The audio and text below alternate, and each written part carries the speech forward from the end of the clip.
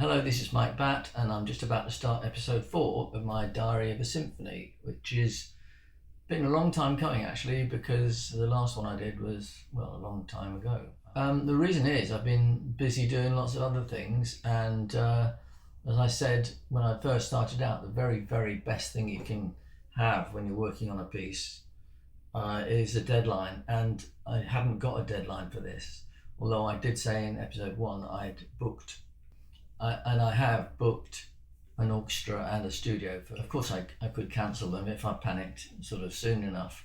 You may remember that in episode 1, or it might have been episode 2 even, until I got around to telling you that I want to do this symphony in 4 movements. I had decided, and I like, as I said, I like a deadline. I also like the rigidity of having a format.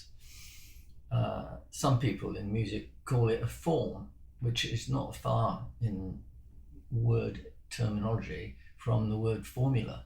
And of course, formula is a no-no, and form is absolutely perfectly respectable. In classical music, one talks about sonata form, exposition, development, and recapitulation. And you bring your first subject, as they call it, in your first tune, and then your second tune, presuming always that there is a second tune. There's a sort of way of making that particular omelette. I want to make up the omelette as I go. And the reason for that is that when I first started out, I wanted to have 4 movements. I decided this in sort of half an hour before I began it. The night before I began it, I just thought, okay, 4 movements, 10 minutes each, and it will be about something. And the thing it's going to have to be about is what I think, how I feel at the moment. And what do we all feel at the moment when we watch the news? We feel a little bit of despair about what's going on in the world. So that's not unusual, but it's current.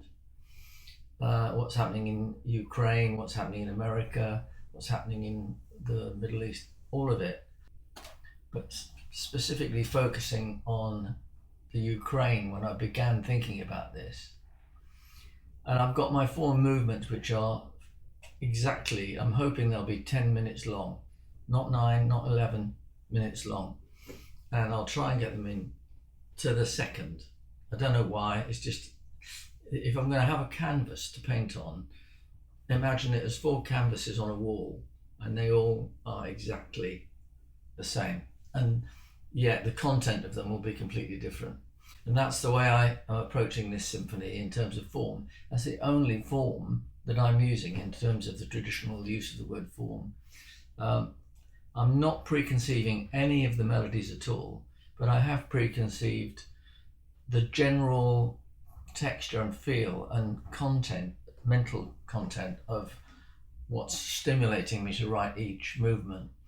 And I went, just to recap, you could go back to the earlier little films if you can be bothered, but the first movement, I said I wanted it to be capricious in feel, almost joyful in places, and then sometimes with a little bit of a sort of darkness which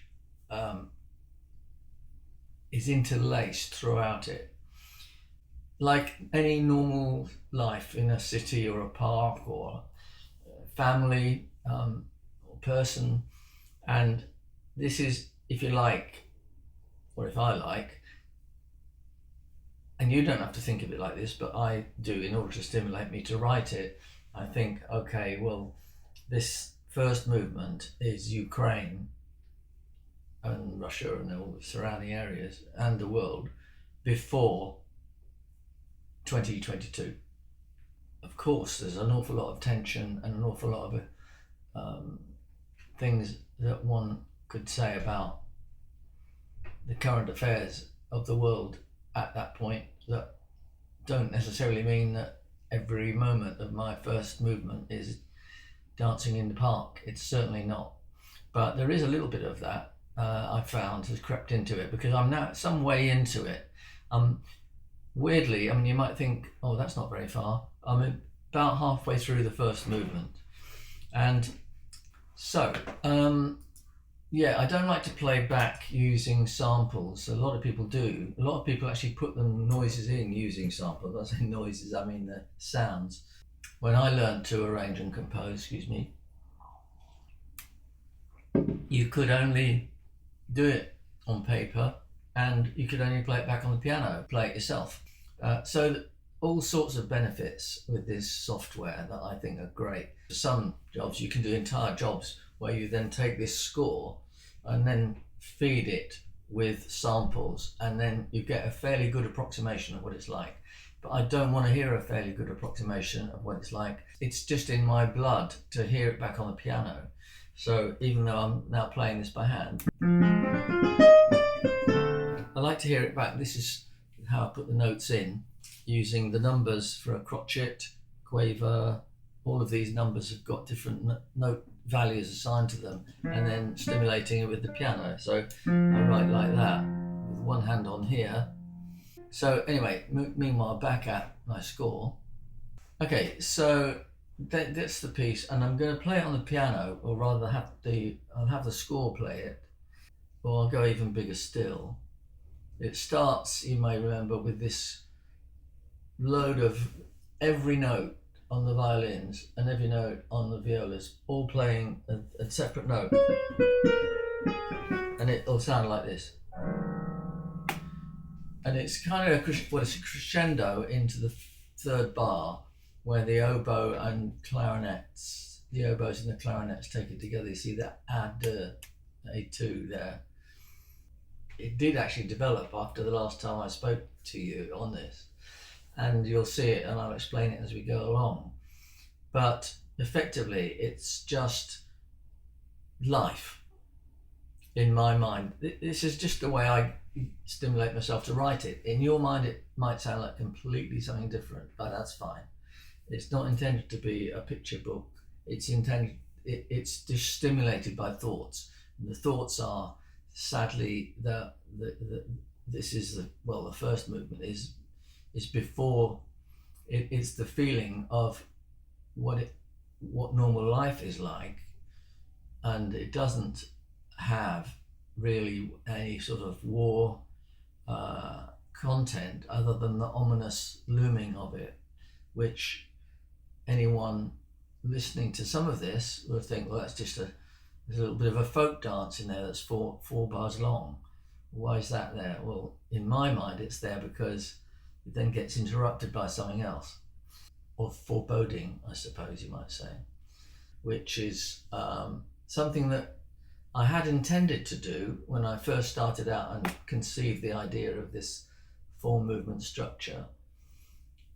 And of course, it's started to happen, but it's happened since I last spoke to you on camera. But it started out without any idea of how it would happen. I didn't have a theme. I didn't do a sketchbook. I didn't plan it in terms of form before, and I wanted it to be like that. I wanted it to grow under its own energy, really, I suppose you might say, its own musical energy. I'll just show you by going back to the score where we are, what sort of thing. It'll sound clanky and mechanical on the piano, but that's because it's on the piano. When it's in the studio, there'll be a whole orchestra playing it, and it won't sound anything like this really. But without further ado, I'll just press the play button, which means I need my playback tools, window, playback controls. I'll just take it out the way of the view. We're going to just go from the top. That's that crunchy chord at the front. That's woodwinds.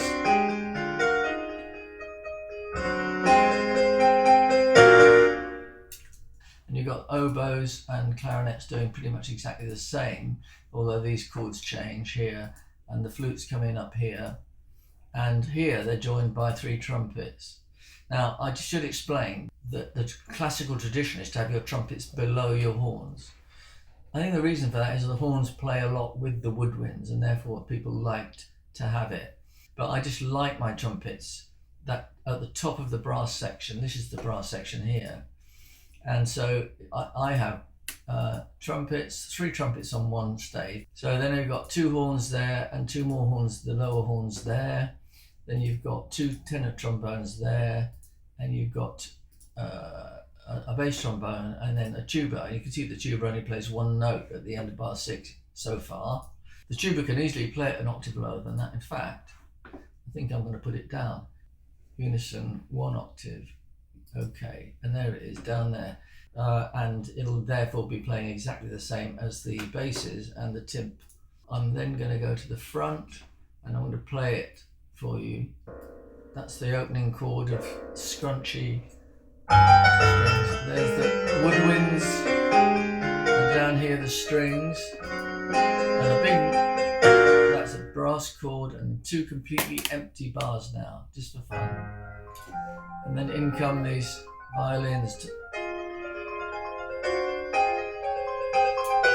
So you get a very loud orchestral crescendo, and then a complete silence for 2 bars. And that's because I just want there to be a complete silence. I don't want anything there. And then straight after that, you get these violins coming in. I've split the thing, so the half a bar of first violins, half a bar of second violins.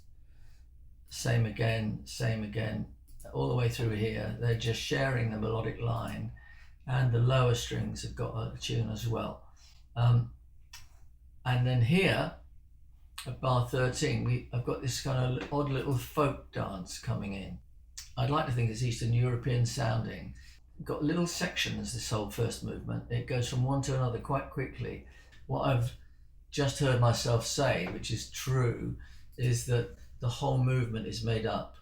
I haven't got the whole movement written yet. I've only written the first half. But what it's ended up is being like little slices of life, you know, just everyday life.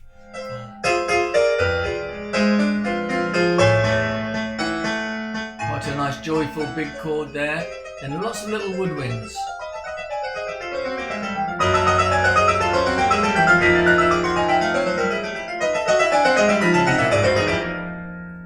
And a soft string chord just to take a relax. Then the strings take up that same figure, another restful chord, and then the horns.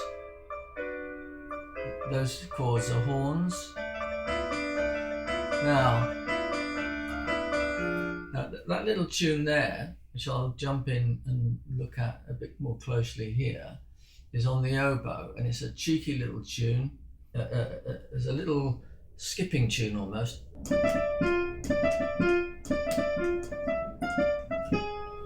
Which to me actually was intended to sound like someone just skipping, a little kid skipping in the park. But then I found that after a while, I went away, maybe had a cup of tea and came back again, that I wanted to, that could maybe be a broader tune that might actually be something that could be used to develop the feeling throughout a slower version of itself. It's all playing at the same tempo, but it's just written slower across, going across, i.e. which has been derived from that skipping tune I told you about. And the 3 trombones are now going to be showing us the tempo change. So let's start again.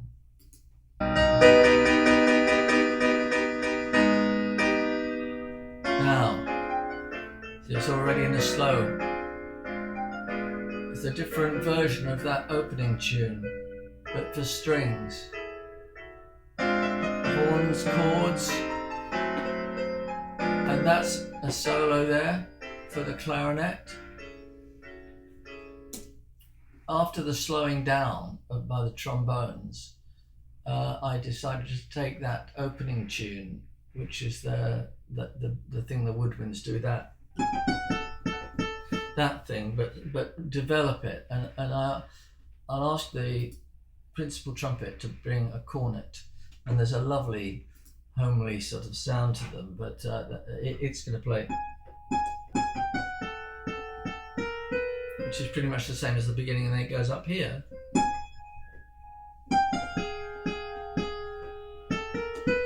It's a sort of wandering cornet solo that only lasts for 4 bars until it's picked up by the clarinet here, and the clarinet takes it and takes it somewhere else. It's going.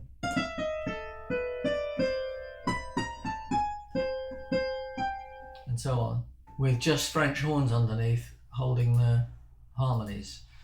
So it's a new tune built out of the old tune. I suppose it's just a natural thing to do with material. Here comes a clarinet solo with horns underneath it.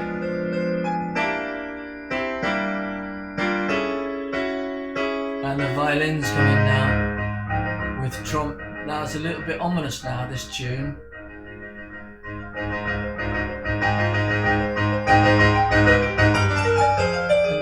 And now it's a bit more carefree because you've got the woodwinds at the top taking the tune.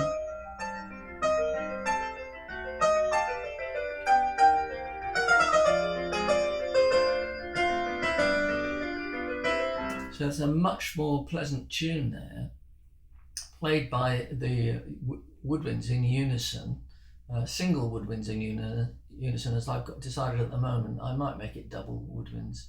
At the moment I've got one flute, one oboe, one clarinet playing that tune. That again is a new tune effectively, but it's derived from the one that begins with the triplet. So this is my sort of ominous, they've got the timps now underneath it. But otherwise it's that carefree little tune we had before. Here's the woodwinds, accompanied by the strings in a kind of counterpoint.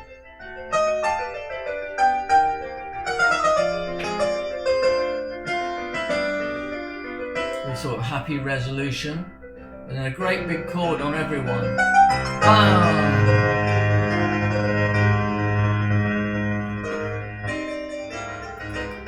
The same tune on the woodwinds with this kind of string section counterpoint going underneath.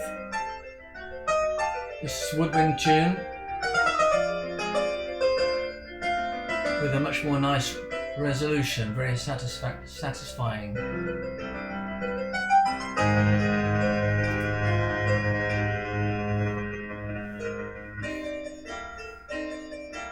I can't remember what happened after that. Let's see what happened after that. 89. I started at bar 89. Oh, that's my loud chords.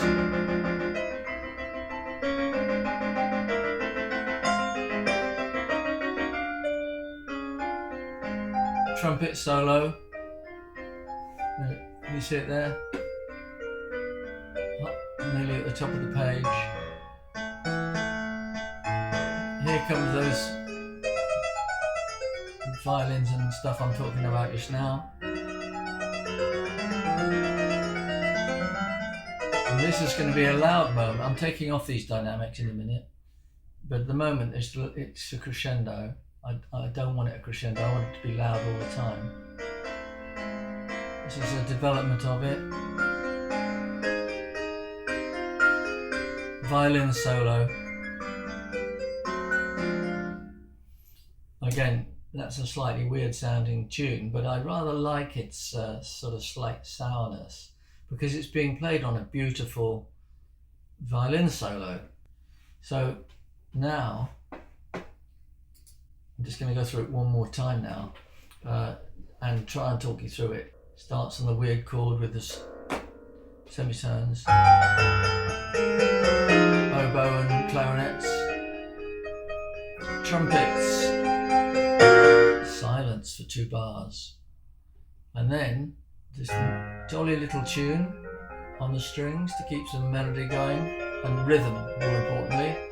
A little, the slight folk dancey F minor section with an odd trumpet above it. Then sort of like a happy resolution. Some woodwinds fiddling about, and then dark brass chords underneath it. And a little soft, quiet section on the violins and cellos. Back to the motion. Soft, restful part. Then horns with little violins above them. They're not little violins, the same size violins as usual, but playing softer. stretched out skipping tune, but sadder, on cor anglais and strings. Moving on, diminuendo on the strings. This is a bass and cello tune now. A little bit of an Eastern European moment there. And then into the broader tune again. The skipping tune, but sad.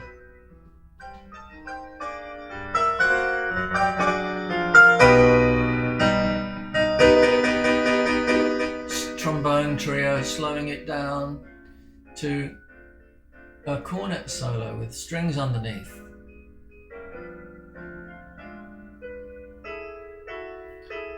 Horns now with a clarinet solo above them.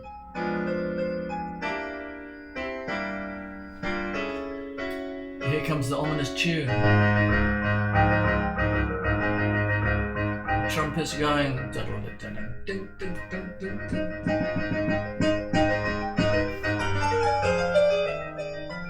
Woodwinds playing the tune, but the strings playing a kind of counterpoint thingy underneath it. There's the strings only, you can only see the strings, and there's the ending of the woodwind tune above it. The great big tutti chord orchestra, then that little, almost back to the skipping tune there. In Here They Come Again, the ominousness.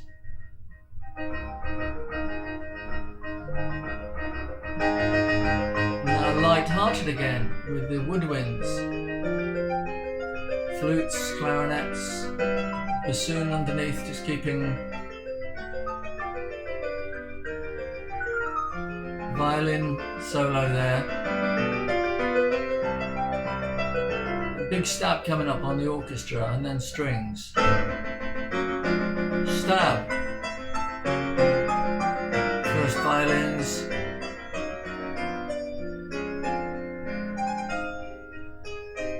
Trumpet solo.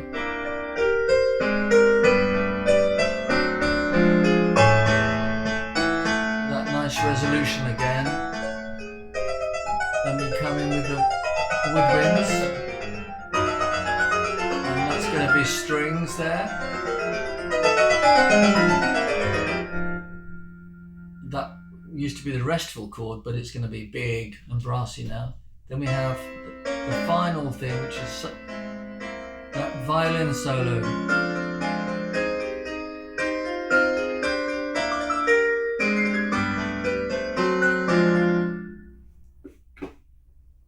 And I'll stop it there because that's the final moment I've got to. Actually, I haven't stopped it there on the machine.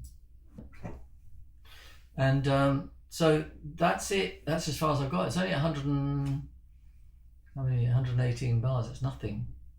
What is it? 3 or 4 minutes? Probably 4 minutes of a 10-minute movement.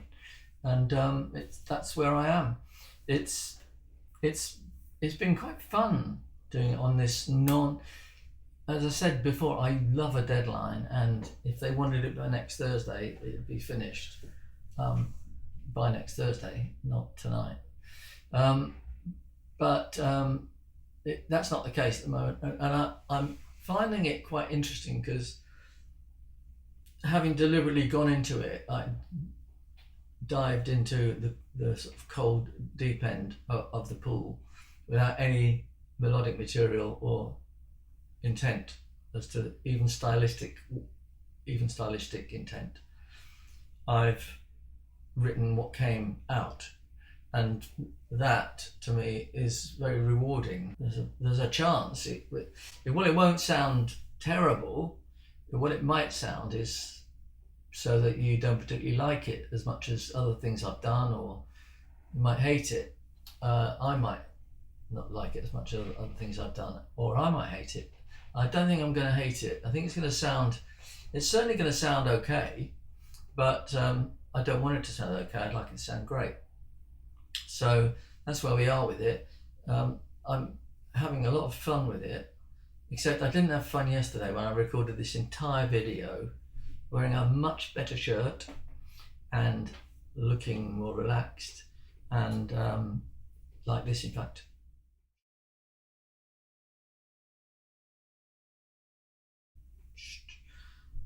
but without any audio, so you couldn't hear what I was saying. So that was a bit of a disaster. And I got my tech person on the phone, and he came and did a session looking at my desk, and he said, "That's because you didn't have the microphone switched on, mate." So that was yesterday. That was my Saturday afternoon, sort of slightly ruined, but it was all right. Everything's, compared to a lot of things happening in the world, hence the content of the inspiration for this symphonic piece. Compared to all that, me having wasted yesterday talking to you in a much more, I don't know, yesterday, just like so you know what you missed. You missed me being a bit more articulate yesterday. I was really in a good mood yesterday, and I did a good job. But the only thing I didn't do is I didn't switch the bloody microphone on. So I'm afraid that's that. You know, that's life. And if you haven't done, by the way, subscribe to my Substack, because I have fun writing those. I wrote one yesterday about a song that I wrote for for a London musical. Read the Substack, you'll find out. It's called Batt Stack, but it's on Substack. And anyway, I won't be doing one of these for quite a while. As I say, I love doing them, but it takes probably twice as long at least to edit it and then cut it down to 10 minutes. Or I might even leave this longer. I might leave this for the very few people who are prepared to watch something for 20 minutes. I might leave it that long, because you know, you might find it interesting, and if you don't, you can scoot through it. I don't know what length it will be, but the point being, I won't be doing another of these for a while, because I want to get lots of the music written first, so before I can come back and play it to you. And then obviously we'll do one once we've recorded it. So that's it for now, and I'll just say thanks for watching, and see you next time.